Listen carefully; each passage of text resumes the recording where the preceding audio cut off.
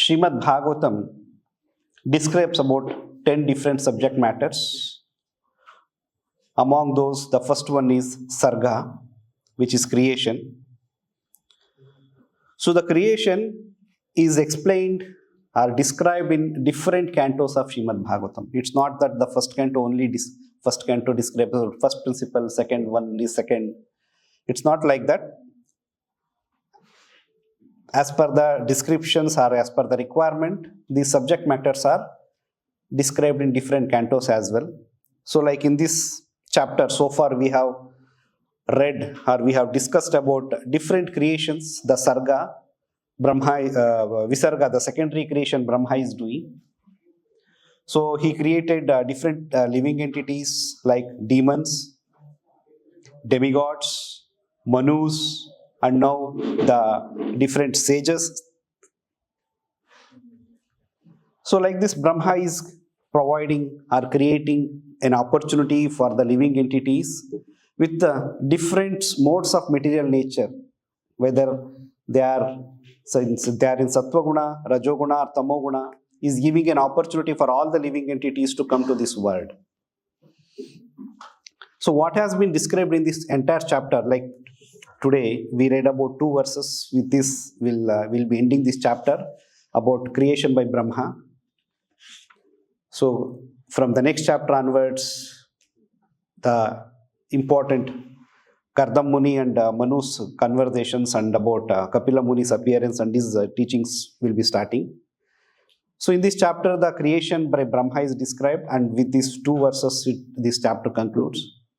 So before this also, the same subject matter was described in Srimad Bhagavatam. The same 3rd canto, 12th chapter, creation by Brahmā was described. In that, first when Brahmā was created, he meditated on the Lord and he requested the Lord about the purpose of his birth. Then Lord said, you create progenies. You fill the living entities into this material world. So then Brahmā first created. What did Brahmā created first? As mentioned in the 12th canto, 12th chapter of this Srimad Bhagavatam, he created 4 kinds of nescence activities.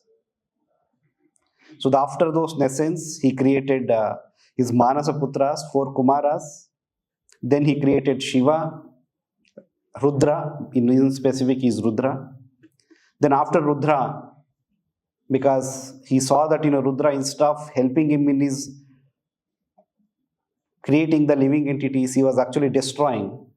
So then he stopped.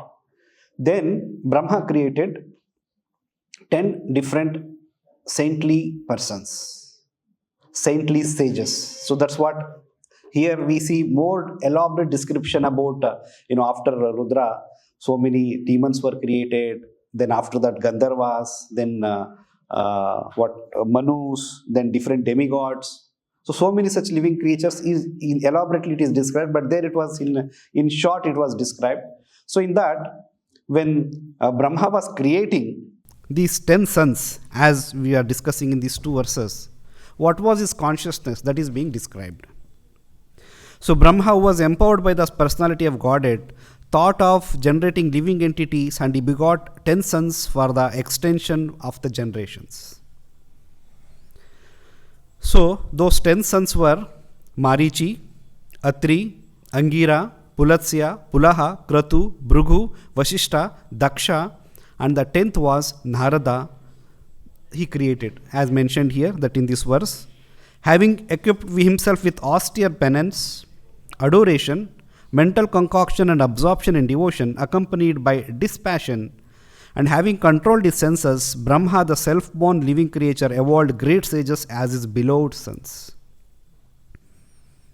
So these beloved sons are these 10 in numbers. And in that Purport, Prabhupada mentions what was the mood. We know that creation Brahmā is doing to expand or bring the living entity to this world. But there also, Brahmā's mood is little different when creating different saintly persons. So the Purport, Prabhupada mentions the whole process of creation, maintenance and dissolution of the cosmic manifestation is meant to give conditioned souls a chance to go back to home, back to Godhead. It's a basically reformation center. Brahma created Rudra to help him, but he started doing the opposite. Instead of creation, he was devastating. Then the Brahma, he started meditating after Rudra was told to go to meditate, stop the creation work for now. And then Brahma therefore created another set of good children who are mostly in favor of worldly fruitive activities. He knew very well, however, that without devotional service to the Lord, there is hardly any benefit for the conditioned souls. So Brahma created first 9 sons, and Brahma definitely knew, as we hear from the different Vedic literature, the descriptions, that these 9 different sons like Bhrigu, Pulatsya, Pulaha, Marichi, so they were increasing the progeny. But he had, as Prabhupada is mentioning, that without devotional service to the Lord, there is hardly any benefit for the conditioned souls. Therefore, he at last created his worthy son Narada, who is the supreme spiritual master of all transcendentalists. So as mentioned, like Brahma created living entities, or Brahma wanted to create a facility for living entities, those who are in the mode of ignorance, those are demons, and those who are in the mode of passion, like different demigods, or yakshas, or manus, and those who are in the mode of goodness, like saintly persons, saintly rishis, like Bhrigu and all those personalities. So according to the modes of nature, he started creating. Even among these 3 different modes of material nature, Brahma thought that, all of them, they are here to create progenies, they are here to expand, fill the material world with progenies, but ultimately someone has to be there who has to preach devotional service. So the Brahma, when consciousness was mature, he created Narada. And then, as mentioned in the last verse of this chapter, to each one of these sons, the unborn creator of the universe, that means Brahma, unborn means Aja. Brahma is called as Aja. Wherever Brahma is addressed, many places is either addressed as Pitamaha or Aja. Aja means because he was not born just like any other living entities. He was born without the help of a mother.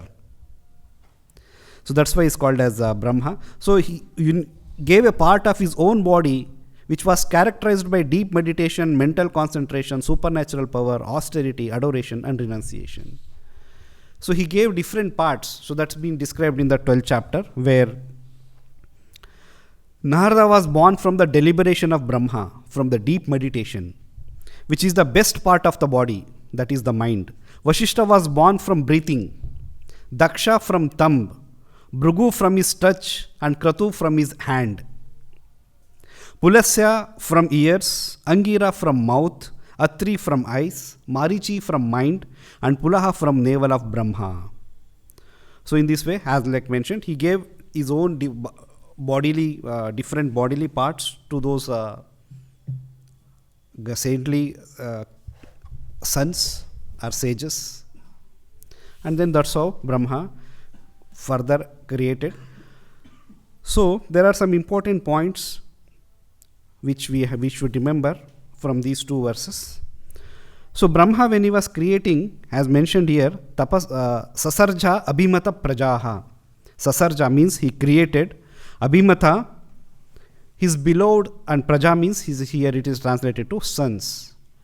These 10 sons these saintly personalities is very beloved, because he had a great purpose behind creating them. Not only to just fill this world with living entities, but also to purify them, to establish a method which will purify the living entities. So when Brahma was creating these beloved sons, what was the mood with which Brahma was creating? That's what importantly we have to understand from this verse. So when he was creating, Brahma, here in this verse, it mentioned about 5 different qualities which Brahma was possessing, or Brahma had. The first one was tapasa. Tapasa vidyaya yukto. So Brahmā was equipped with, yukta means equipped with austere penance, that is tapasa, and then vidyā. Generally vidyā means knowledge, but here vidyā means, Prabhupada has translated to vidyā means by worship. And then in the word to word meaning Prabhupada mentions as worship, and in the translation Prabhupada mentions as adoration.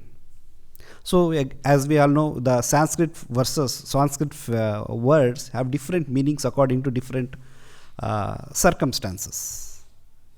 So here vidyā refers to worship, and also Prabhupada translates to adoration. Adoration means, the dictionary meaning means with a deep love and affection. So Brahmā was worshipping the Lord with a deep love and affection. In that mood, while he was meditating, and then yogena susumadina. Yogena susumadina, Prabhupada translates to mental concentration and absorption in devotion. So samadhi, or samadhi means equilibrium, or one who is situated in samadhi means he is not disturbed. He is in a mental peace, he is mental tranquility.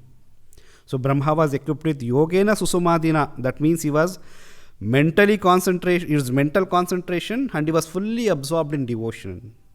And then Rishi Rishikesha. He created rishis.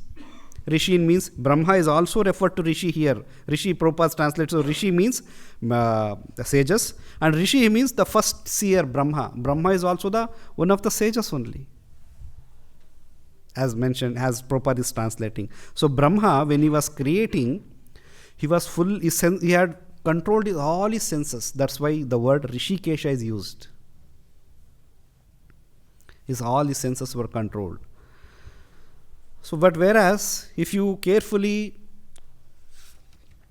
analyze the previous shlokas where demigods were created, or demons were created, or yakshas were created, or gandharvas were created, so the mood was not exactly same as when he was creating these saintly persons or saintly sages. That's why it is that's why Prabhupada mentions that he was creating the living entities as per the modes of material nature. So when you have to create personalities, those who are above the three modes of material nature, you also have to be in that particular state. Any creation or any activity, if you have to do in this material world, that always be backed with some kind of austerity, some kind of tapasya. Even materially speaking, any rich man, any famous personality, or any successful man, he cannot become successful without any austerity. He has to take certain austerities. They hardly get to sleep a few hours in a day.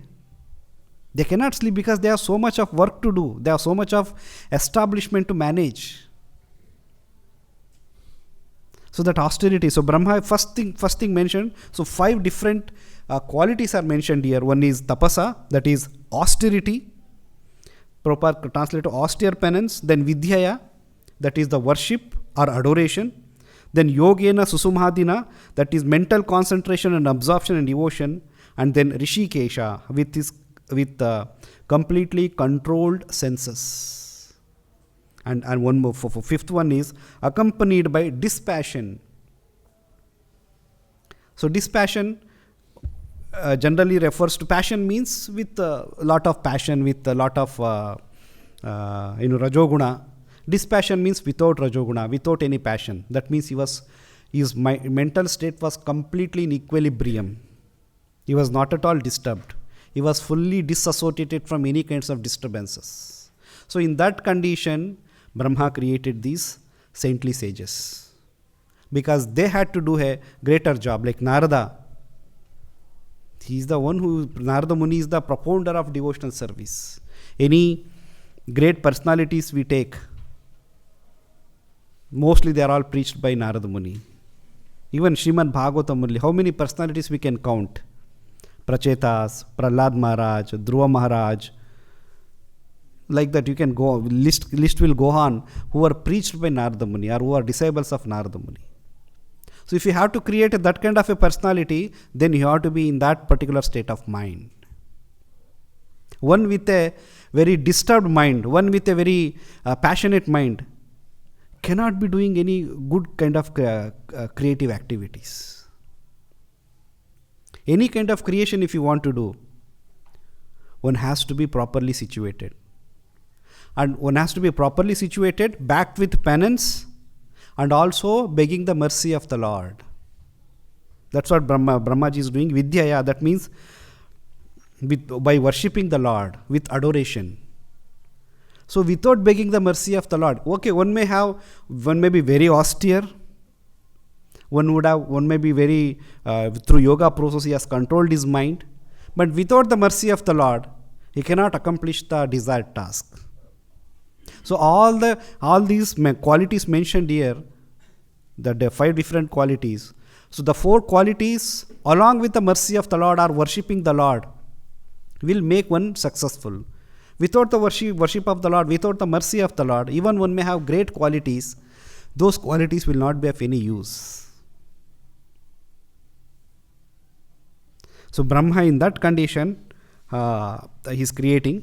So in the Purport, Prabhupada mentions the ritualistic performances of sacrifice are meant for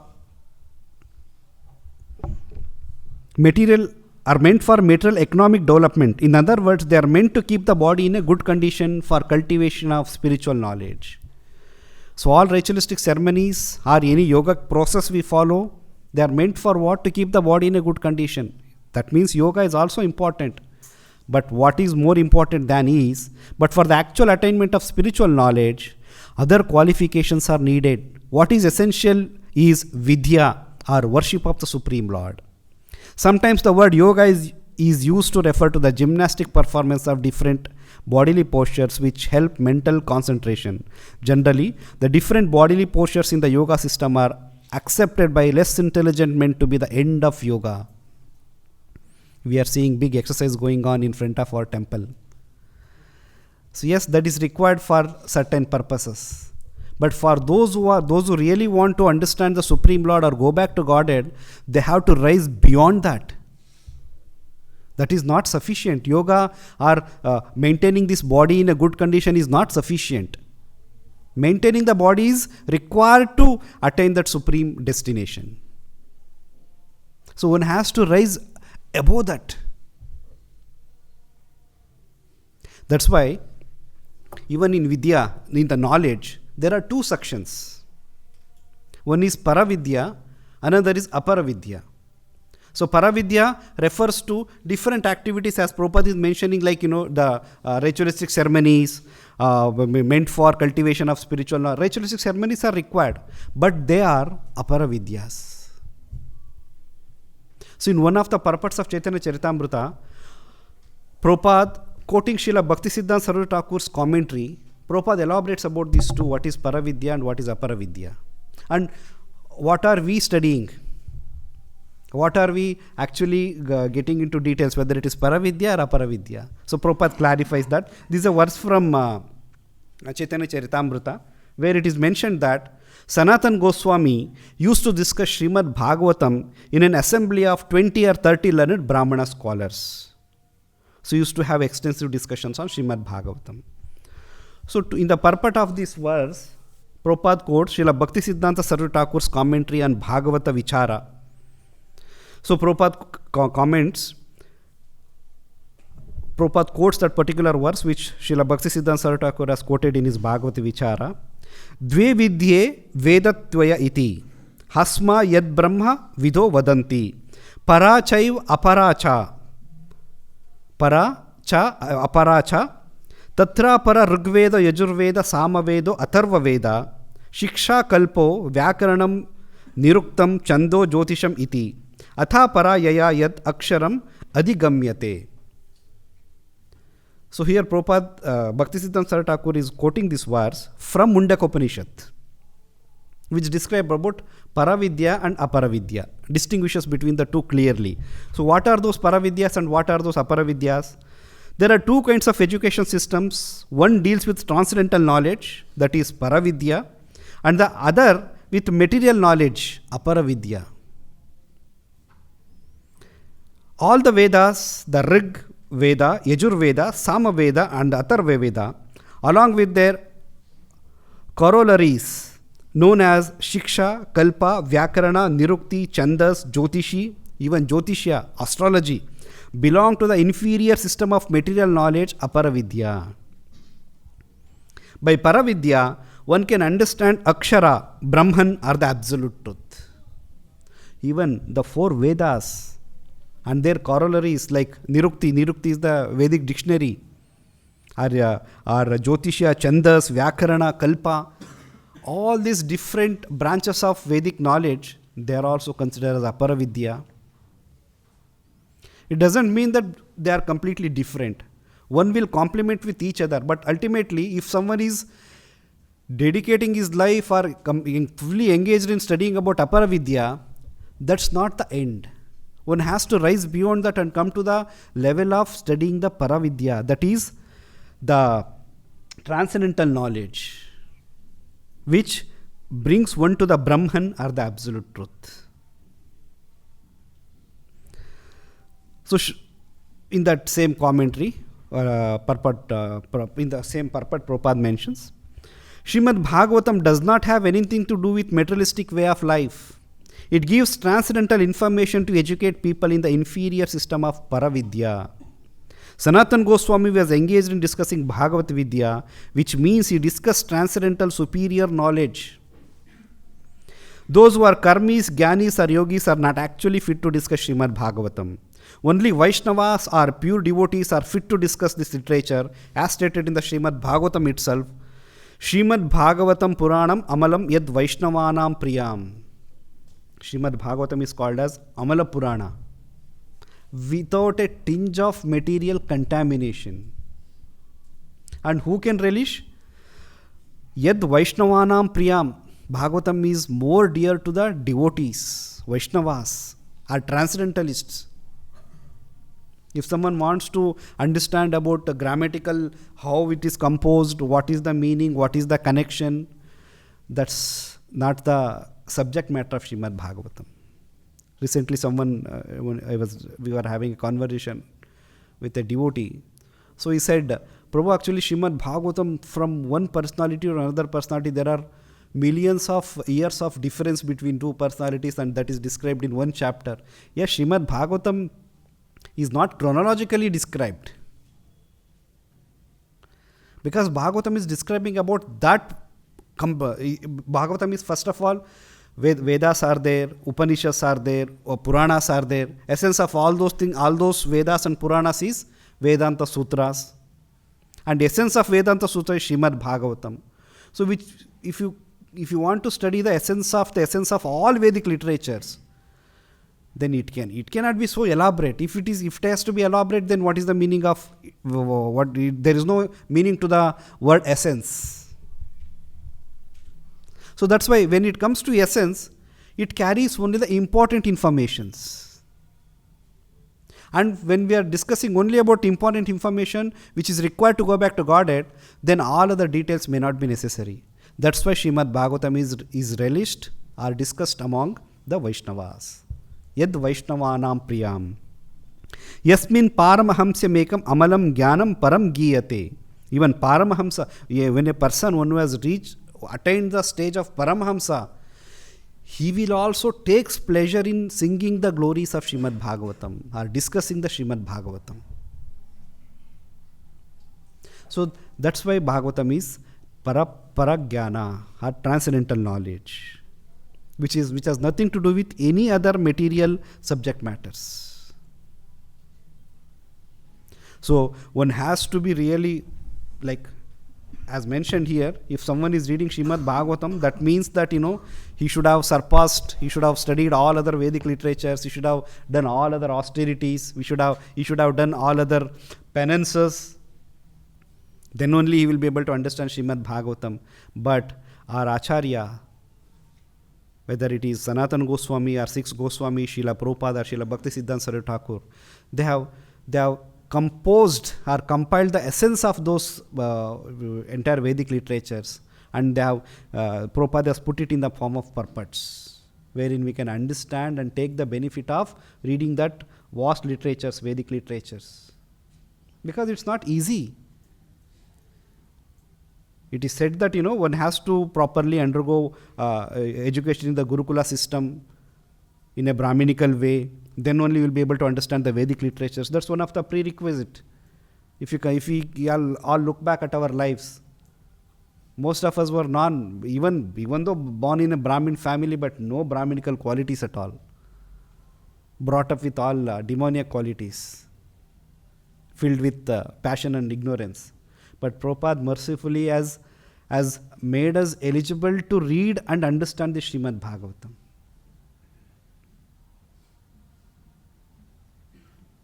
So in the next verse, where Prabhupada mentions about, for those who are addicted to sense enjoyment, spiritual realization is not possible. In the Bhagavad Gita, it is stated that those who are too attached to seeking material possessions and material enjoyment cannot reach yoga samadhi or absorption in Krishna consciousness. So, Prabhupada has made us eligible. Mercifully, he has given us, he has allowed us to read and understand the Srimad Bhagavatam. But one thing we should remember is that, we should become free from this sense gratification. Why? If someone is too much attached to sense gratification, he cannot understand spiritual subject matters. Prabhupada here is quoting a verse from Bhagavad Gita. What is that verse? Can anyone remember? From in Bhogaishwarya Prasaktanam. Prabhupada has not quoted, Prabhupada has just mentioned the translation. The verse is Bhogaishwarya Prasaktanam Taya Aparuta Chetasa Vyavasayatmika Buddhi Vivadona Siddhiyate Samadona Vidhiyate. So for someone who is too much attached to sense gratification, Bhoga and Aishwarya, Prasaktanam, Asakta means attached. Attached to what? Bhoga and Aishwarya. Taya Aparta Chetasa. What will happen? His intelligence is taken over. His intelligence is taken over. He is not in his own control. So for those kind of personalities, Vyavasayatmika Buddhi Samadhona Vidhiyate.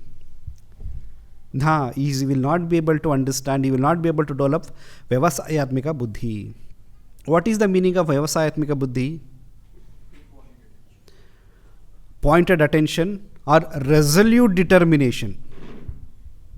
As mentioned in the fourth chapter, Vyavasayatmika Buddhi, Vyavasayatmika Buddhi Ekeha Kurunandana. In that verse, Vyavasayatmika Buddhi means one pointed or who is resolute in his determination.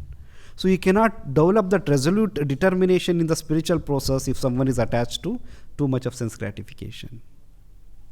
One has to become free from sense gratification. That's why the Brahmaji, when he was creating these saintly sons, the first was Tapasa Vidyā Yukto Yogena Samadhina Rishikesha. He was fully sense controlled. So without sense control, you cannot expect this divine intervention from the Supreme Lord to happen. Even in our day-to-day affairs, in our devotional service, if we have to serve Krishna properly, we need Krishna's mercy only. Without Krishna's mercy, we will not be able to do our own devotional service properly. Suppose we are preaching to someone. Actually, what is the mood with which you have to preach? It's not my preaching which will work or which will impress that person. It is the Paramatma who is sitting within his heart. He has to guide him to accept what you are telling. So that's why we should pray to his Paramatma first.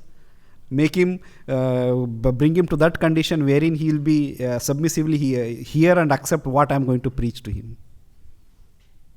So the divine intervention of the Lord can happen only when we develop these qualities. So in the translation, in the purport to that verse, Bhogaishwarya Prasaktanam, Prabhupada mentions, Samadhi means fixed mind. The Vedic dictionary, that is Nirukti, says, Samyak adhiyate asmin atma tattva yathatmyam. This is known as actually samadhi. Samadhi's definition is samyak adhiyate asmin atmatvatva yathatmyam. When the mind is fixed for understanding the self, it is said to be in samadhi. Samadhi is never interested in material enjoyment and bewildered by such temporary things. They are more or less condemned by the process of material energy. So samadhi is never possible for persons interested in material sense enjoyment. It's very, very difficult. Because why it is difficult? Taya apahruta chetasa, your consciousness, your intelligence is apahruta. Apahruta means stolen or taken over. So Maya, that's how she tried to control the living entities. She takes the control of your intelligence. Through the intelligence, she controls. That hierarchy which Krishna tells in the Bhagavad Gita, the senses are controlled by mind. Mind is controlled by intelligence. And intelligence is the factor which, one of the main functions of the soul. If the intelligence is lost, then we'll become servants to the mind. And mind will dictate your senses to the only sense gratificatory things, are how Maya wants you to act. So Vyavasayatmika Buddhi, the resolute determination or one-pointed attention are fixed in the goal, can come when we properly control our senses. So to control our senses, austerity is very much required. That's why Rishabdev, in his teachings to his sons, he tells that, tapasa brahmacharyena. So tapasa, this austerity is very, very important. So this tapasya will purify one's existence by austerity. So, but that austerity has to be guided to the spiritual understanding, not for any material gain. Even politicians, even other saintly persons also, they go through severe austerities. Politicians, they undergo, they sleep very less, they work so hard, they sacrifice their own personal enjoyment, family, they sometimes undergo fasting. So if there are also austerities, but meant for what? Meant for own sense gratification. But austerity has to be to please the Supreme Personality of Godhead, not for any these kind of cheap things. So in that mature consciousness, with his advanced consciousness, Brahma has created these 10 different sons, among them Narada Muni, because even among those 10s, 9 were meant to create living entities and preach about different Vedic processes. But Brahmaji understood that, through these Vedic processes, one may not be able to go back to Godhead. So to go back to Godhead, devotional service has to be preached. So he created Narada Muni, and Narada Muni became the profounder of devotional service, Bhakti Yoga. And through that, Brahmaji, so even though he's bringing living entities for reformation, or so to say for punishment, so it's not just punishment, it's he was creating an opportunity for them to go back to Godhead. He was giving them the different ways through which they can purify their existence and go back to Godhead. Because ultimately, the very purpose of creating this material world is to revive our original consciousness. Punishment is not actually the only purpose. Punishment is like grossly we can say, to punish the rebel souls. The Lord has created this material world. So that's not the actual purpose. The real purpose is to revive their consciousness and take them back to Godhead. So for that renunciation, for that revival, Prabhupada here mentions in the last line of the purport,